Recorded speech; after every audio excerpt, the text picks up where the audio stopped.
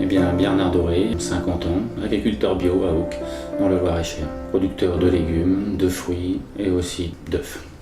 Donc je me suis installé en 1985, si mes souvenirs sont bons, mais j'ai quand même mis 12 voire 15 ans à me décider à me convertir en bio.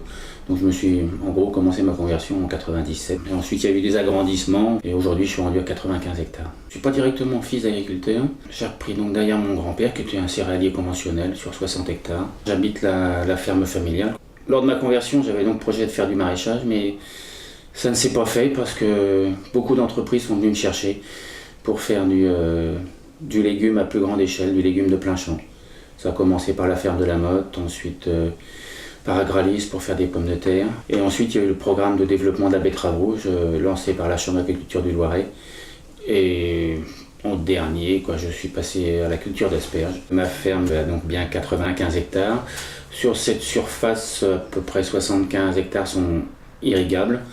Donc là, je peux faire des légumes. Ma rotation est d'environ 5 ans, répartie en surface égale, on va dire, entre pommes de terre, 15 hectares, oignons, 15 hectares, petits pois et haricots, 15 hectares, blé, 15 hectares, et j'en oublie une, mais betteraves rouges, 15 hectares. Et sur l'exploitation, nous travaillons, ma femme et moi, donc à plein temps.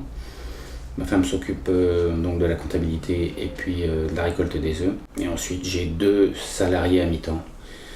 Et si on additionne tous les saisonniers, ça fait environ 6 personnes. En 2003, j'ai commencé la production sur 2 poulaillers de chacun 3000 poules pondeuses. J'ai commencé à m'intéresser à la production d'œufs pour avoir de la fiente pour la ferme bio. J'utilise donc les fientes du poulailler là, qui sont derrière moi. Ça représente à peu près 15 hectares de légumes fertilisés. Et pour le restant, les 75 hectares restants, c'est de compost que j'achète à l'extérieur. Tous les ans, en fin d'été, je sème des engrais verts. Et pour les composts et les fientes de poulailler, elles sont épandues en février ou en mars. Le fait de passer en bio, c'est vrai que c'est un assez gros changement au point de vue de la technique. Ça m'a obligé quand même à investir pas mal. Surtout, je me suis très rapidement rendu compte qu'il fallait tout de suite maîtriser le désherbage, que c'était une urgence. Donc pour maîtriser les adventices, il y a toute une gamme de choses que l'on peut faire. En premier lieu, c'est les faux semis, bien sûr. Ensuite, il y a le désherbage thermique, il ne faut pas oublier, qui est quand même assez précieux. C'est-à-dire brûler les mauvaises herbes avant que les légumes ne lèvent. Et bien sûr, après le binage. Et ensuite, pour terminer, le binage manuel. Employer du personnel pour finir le travail. Sinon, côté maladie, honnêtement, les problèmes sont assez rares en maladie, puisqu'on ne booste pas les plantes à l'azote. Et si on fait un bon choix de variété, on peut très bien sans problème passer. Les risques liés à chaque culture, en bio, c'est quand même plus aléatoire qu'en conventionnel. J'ai fait une grande diversification, c'est pour ça que j'ai beaucoup de cultures de légumes, voire 5 ou 6, plus ma culture, mon verger, plus en plus les œufs. Et dorénavant, j'ai aussi une production d'électricité photovoltaïque, et bien sûr les céréales. Pour la rotation, les céréales surtout. Pour les cultures de légumes, les oignons partent quasiment tout directement à la ferme de la Motte.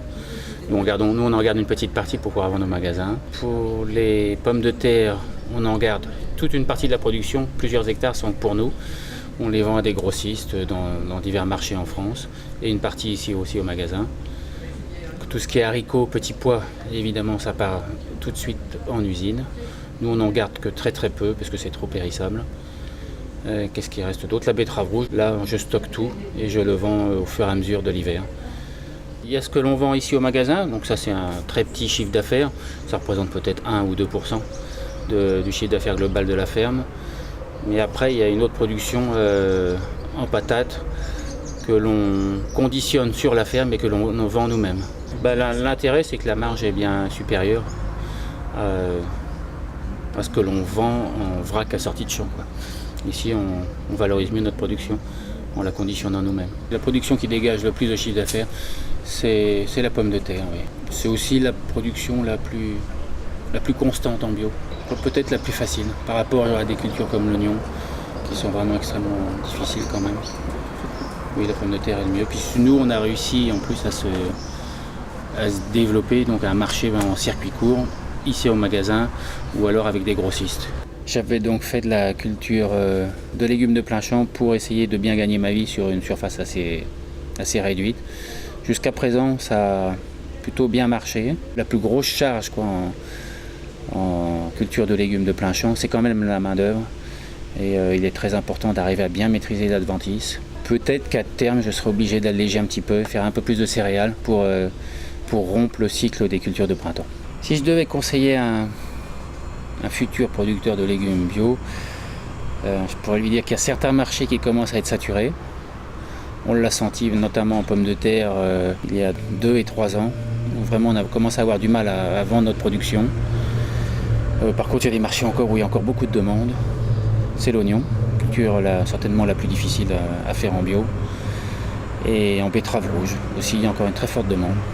Le chiffre d'affaires global de toutes mes activités est d'environ 1 million d'euros. 250 000 pour l'activité œufs, 200 000 pour le photovoltaïque, 450 000 pour les légumes de plein champ, 25 000 pour les céréales et 25 000 pour les mirabelles. En légumes bio, il y a encore des besoins. Alors, légumier bio, pourquoi pas vous?